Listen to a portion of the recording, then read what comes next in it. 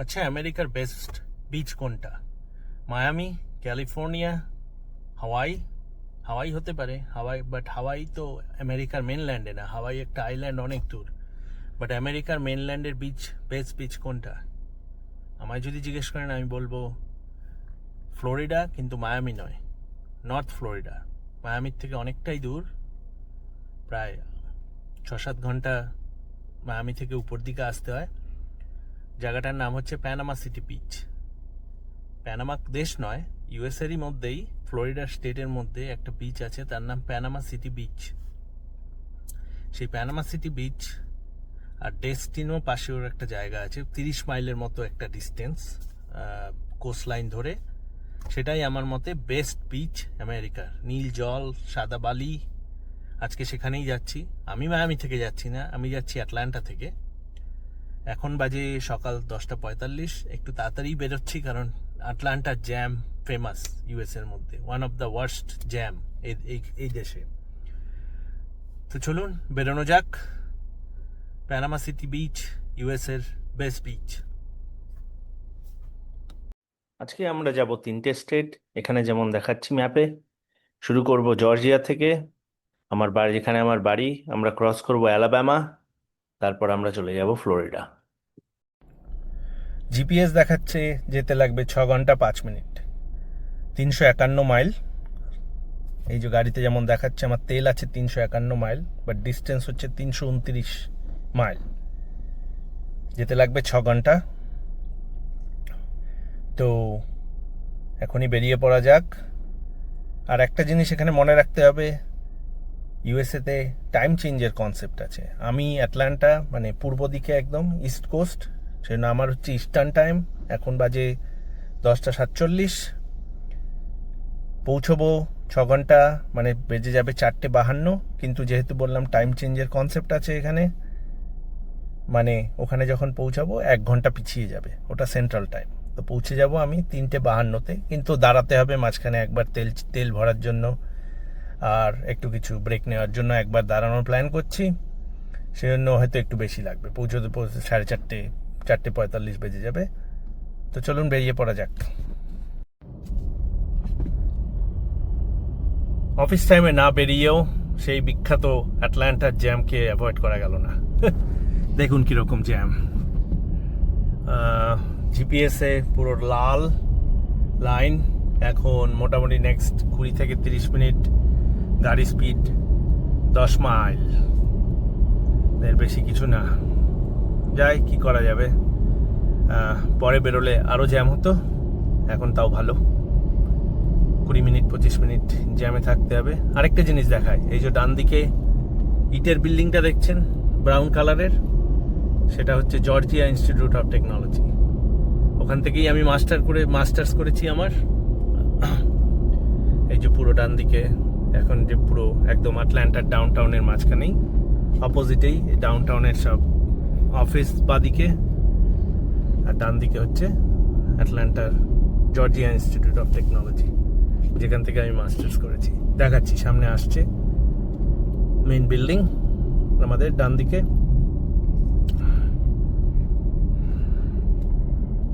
আর আরেকটা জিনিস এখানে দেখতে পাচ্ছেন না আপনারা, সেটা হচ্ছে এই জর্জিয়া ইনস্টিটিউট অফ টেকনোলজি বিল্ডিংয়ের পেছনেই আছে অলিম্পিক পার্ক। এখানে 1996 অলিম্পিক হয়েছিল। আর তার পাশেই আছে কোকাকোলা হেডকোয়ার্টার্স। হ্যাঁ, কোকাকোলার হেডকোয়ার্টার্স কিন্তু আটলান্টাতেই। এই যে ডান দিকে যত এই লাল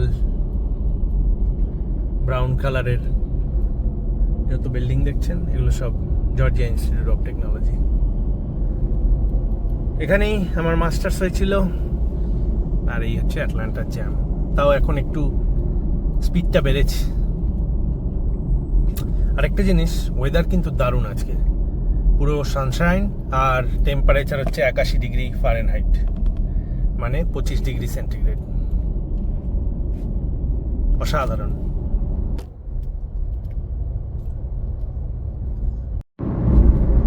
জ্যামটা অতটা খারাপ ছিল না, 20 মিনিটের বদলে 10 মিনিটে এই জ্যামটা কেটে গেল।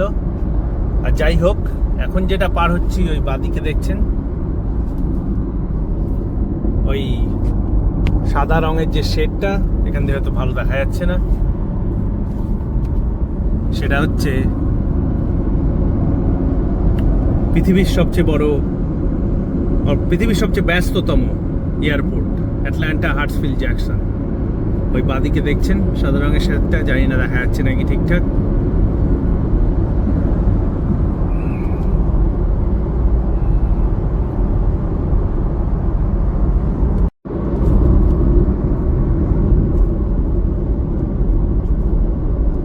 দেখুন প্লেন নামছে অ্যাটলান্টা এয়ারপোর্টে।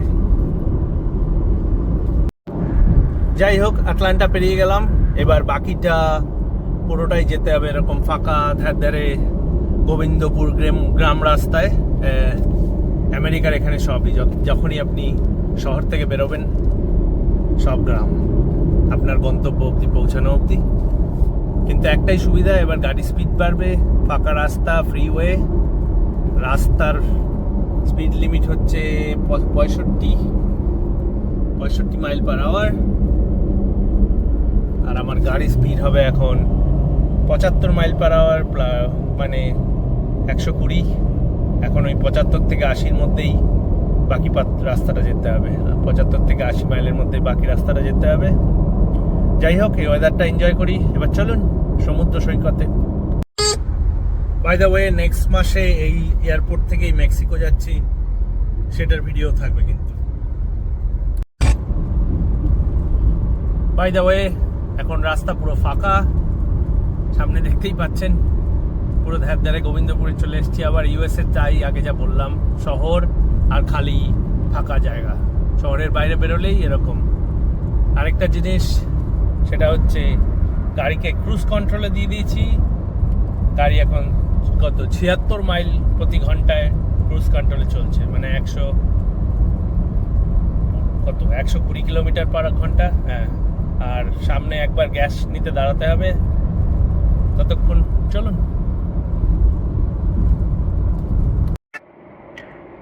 ডান দিকের সাইনটা একটু লক্ষ্য করুন, আরেকটা ইন্টারেস্টিং জায়গা এটা। এটা হচ্ছে রুজভেল্ট স্টেট পার্ক। আপনারা কেউ যদি ইতিহাস নিয়ে পড়াশোনা করেন, জানেন আমেরিকার দ্বিতীয় বিশ্বযুদ্ধের সময় প্রেসিডেন্ট ছিলেন Roosevelt, Franklin Delano Roosevelt, FDR, একমাত্র প্রেসিডেন্ট যে 4টে টার্ম, মানে 4x4 16 বছর প্রেসিডেন্ট ছিলেন। তার মৃত্যু এখানে হয়েছিল। তার এখানে একটা বাড়ি ছিল। শীতকালে যখন উত্তর দিকে আমেরিকার ঠান্ডা পড়তো বেশি, উনি এখানে এসে বিশ্রাম করতেন।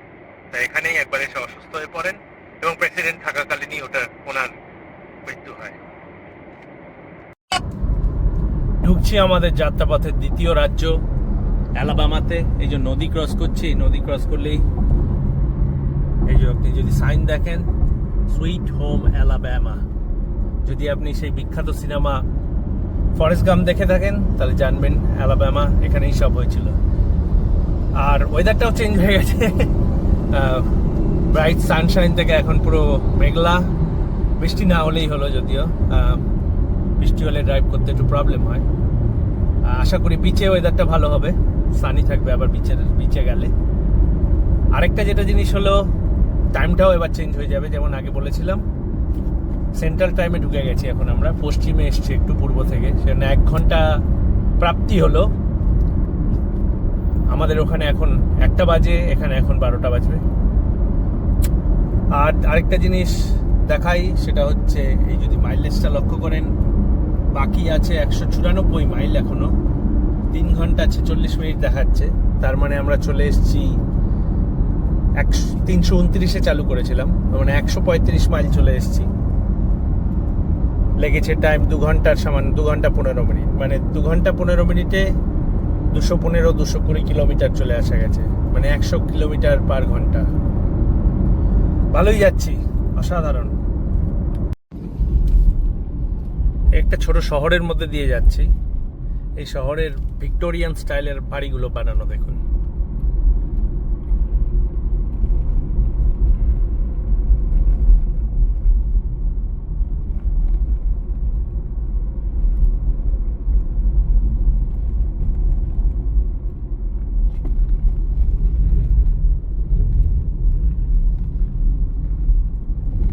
এগুলো সব ভিক্টোরিয়ান স্টাইলের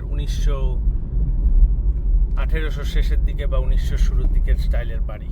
আর যেহেতু এই শহরের মধ্যে দিয়ে যাচ্ছে, এখন স্পিড কমে হয়ে গেছে 30 মাইল, একটু পরেই বেড়ে যাবে আবার।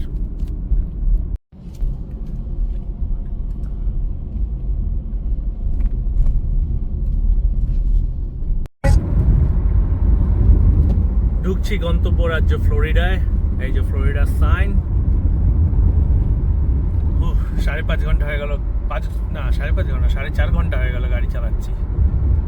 এবার একটু থামতে হবে, সামনেই থামবো। এই জাস্ট ফ্লোরিডায় ঢুকলাম, অনেকটাই চলে এসেছি, একটুখানি বাকি। Welcome to Florida. South Florida নয়, এটা হচ্ছে গ্রাম ফ্লোরিডা। আর যে জায়গাটা দিয়ে ক্রস করলাম, মানে আলাবামা থেকে ফ্লোরিডায় যে শহরটা দিয়ে ক্রস করলাম, ওটার নাম মাদ্রিদ। স্পেনের মাদ্রিদ নয়, আলাবামার গন্ডগ্রাম মাদ্রিদ।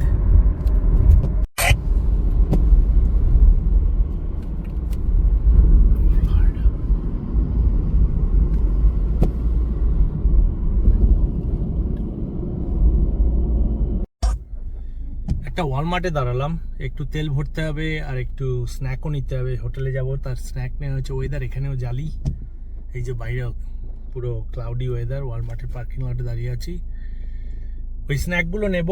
আর আমি যেহেতু একটু শরীরচর্চার অভ্যাস আছে, সেজন্য আমি জেনারেলি ব্রেকফাস্ট আর লাঞ্চ করি না। তো যেই স্ন্যাক নিচ্ছি, ওই স্ন্যাক থেকেই খেয়ে নেবো কিছু, তারপর তেল ভরে এখান থেকে রওনা দেব। এখন বাজে এখানে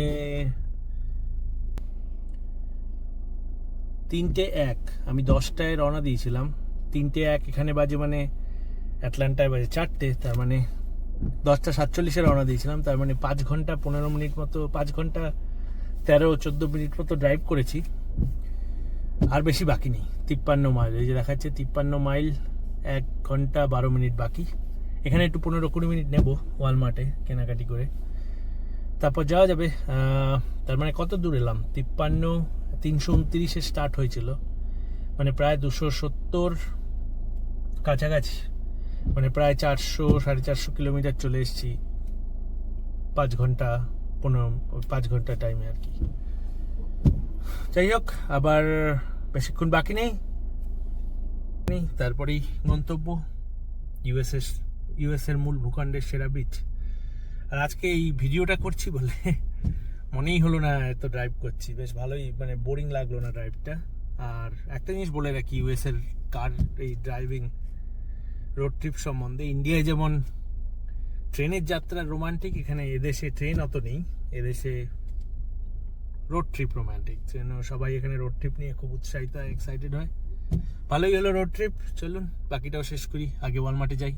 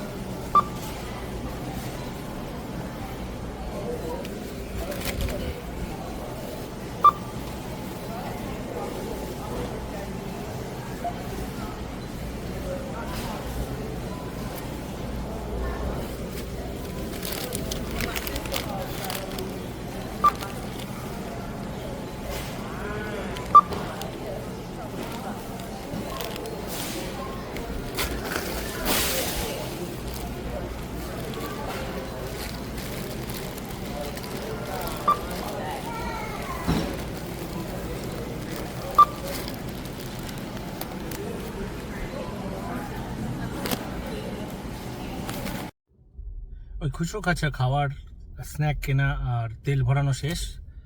এই গেল ওই কিছু শসা, গাজর, ডিম, চিকেন আর প্রোটিন বার কিনলাম, তাতেই পড়লো $41। জিনিসপত্রের দাম এখানে প্রচুর বেড়ে গেছে লাস্ট কয়েক বছরে। আর 9 গ্যালন তেল লাগলো $26। এবার আর কোনো দাঁড়ানোর ব্যাপার নেই, 1 ঘন্টা 5 মিনিট মতো রাস্তা বাকি আছে, সোজা হোটেলটাও গিয়ে দেখাবো আপনাদের। এখন প্যানামা সিটিতে ঢুকে গেছি শহরে, কিন্তু আমার হোটেল বলছে এখনো 30 মিনিট দূরে এখান থেকে। ভাবছি হোটেল যাব নাকি একটু বিচটা ঘুরে নেব। এত দূর জার্নি করে এলাম, একটু বিচে যাওয়া হবে না? যদিও ওয়েদার একদম খুব খারাপ মানে খুব জোরে বৃষ্টি হচ্ছে না, কিন্তু ঝিরিঝিরি বৃষ্টি হচ্ছে। দেখা যাক কি ডিসাইড করি। কিন্তু শহরে ঢুকে গেছি, প্যানামা সিটিতে। চলুন, ঠিক করলাম একটু বিচটা ঘুরেই নেব। বেরোবো না হয়তো, কারণ 3 দিন আছি এখানে আর বৃষ্টি হচ্ছে। এই যে ফ্রন্ট বিচ রোড, তো ড্রাইভ করি বিচের সামনে দিয়ে। চলুন।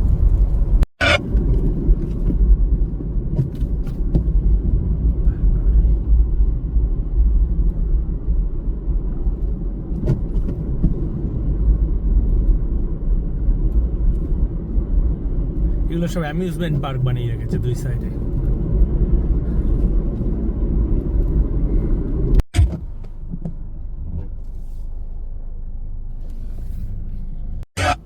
এই যে সব বিল্ডিং গুলো দেখছেন, এগুলো সব হোটেল। এগুলোর বাদিকেই, মানে এগুলোর পেছনেই সমুদ্র। এই একটু ড্রাইভ করলেই সমুদ্র দেখা যাবে। চলুন, এই যে বাদিকে সমুদ্র।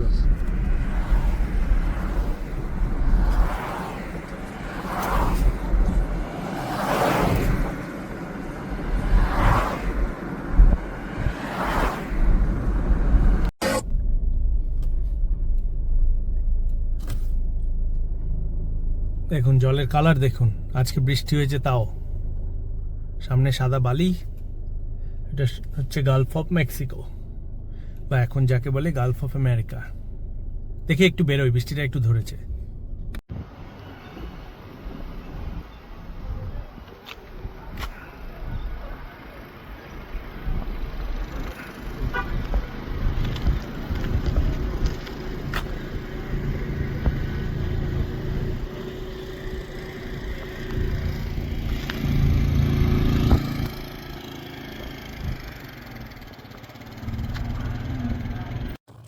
অবশেষে পৌঁছে গেছি ফাইনালি, প্রায় 7 ঘন্টা ড্রাইভ করে। মানে এটা resort actually.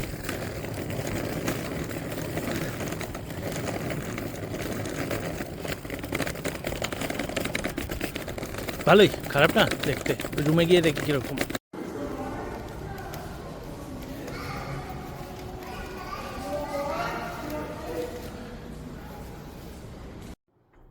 Room 1525.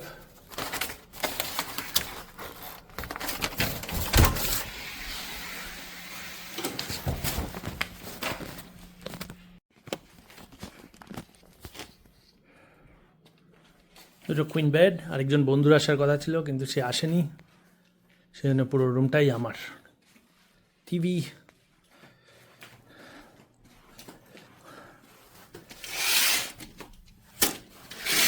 resort view,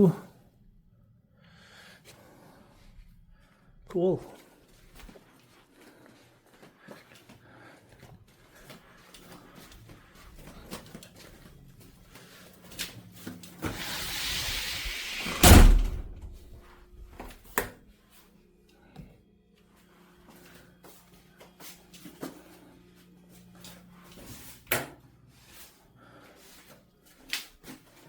bathroom, shower, okay, চলবে, পরিষ্কারই আছে। আরেকটা জিনিস, এই হোটেলে $30 করে পার ডে রিসর্ট ফি আছে। রিসর্ট ফিতে কী কী included? Basic guest internet, bicycle free, spa usage, দিনে 2বার স্পাতে যাওয়া যাবে, গেমস আছে কিছু, বোর্ড গেমস এসব বলছে, আউটডোর গেমস এবার কী, কর্ন হোল, কানেক্ট 4 ও কিছু গেম আছে। আর একটা গাড়ি পার্ক করা যাবে আর এদের প্রাইভেট বিচে অ্যাক্সেস পাওয়া যাবে। আর এছাড়াও অনেক রেস্টুরেন্ট আছে 3-4টে এই হোটেলের মধ্যে। এইগুলো সেই রেস্টুরেন্টগুলো, কাবানা কাফে, টাইডস রেস্টুরেন্ট, আর কিছু কিছু ইভেন্ট আছে। এটা লেবার ডে উইকেন্ড বলে এখানে একটা ছুটি, এটার ছুটির উইকেন্ড এটা। যাই হোক, আবার পরে কালকে সকালে হয়তো দিনের বেলা ভালো করে এক্সপ্লোর করা যাবে। পুল আর হট টাব, যাচ্ছি এবার হট টাবে। মেঘলা আছে সেজন্য হট টাবে যাই, তারপর পুলেও যাওয়া যাবে।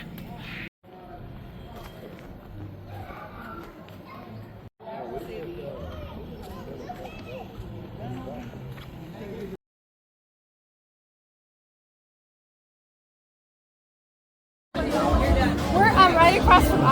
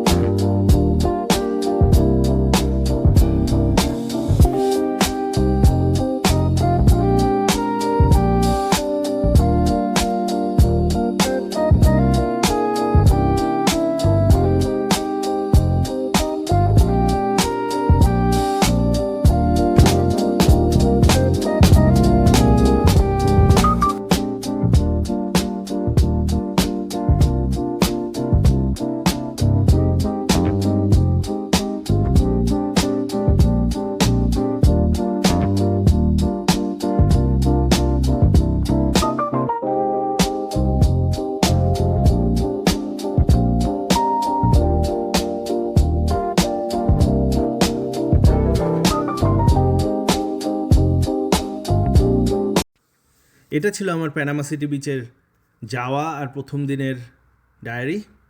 সেকেন্ড আর থার্ড দিনে পরিষ্কার হয়ে গেছিলো আকাশ, অসাধারণ সমুদ্র সৈকত দেখা গেছে, তার ভিডিও আসছে নেক্সট। আর সেই সঙ্গে থাকবে একটা অসাধারণ সানসেট ক্রুজের ভিডিও।